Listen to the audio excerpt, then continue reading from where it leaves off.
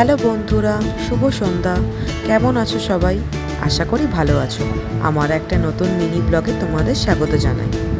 Saturday আমার একটা বন্ধু এসেছিল, তার জন্যই লাঞ্চে বানিয়েছিলাম একটু পরোটা আর ধানিয়া চিকেন। আমরা সবাই লাঞ্চ সেরে বেরিয়ে পড়লাম একটু ঘুরতে। আমার ছেলে তো খুব খুশি ঘুরতে যাবে বলে। তা আমরা বেরিয়ে পড়লাম এএমবি মল যাওয়ার জন্য।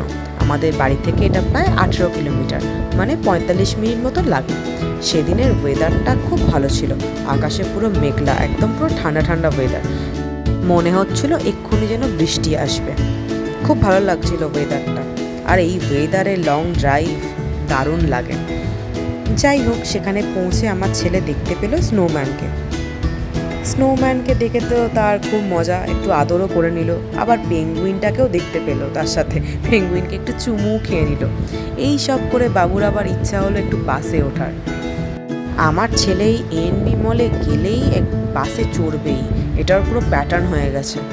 তারপরে একটু শপিংও করলো, একটা বল কিনলো, একটা কার কিনলো, আর সেই ফাঁকে আমিও একটু শপিং করে নিলাম। আমি দুটো সার্ভিং বোল কিনলাম, আর কিনলাম একটা কুর্তি। এই ছোট ছোট জিনিসগুলোই তোমাদের সাথে শেয়ার করলাম।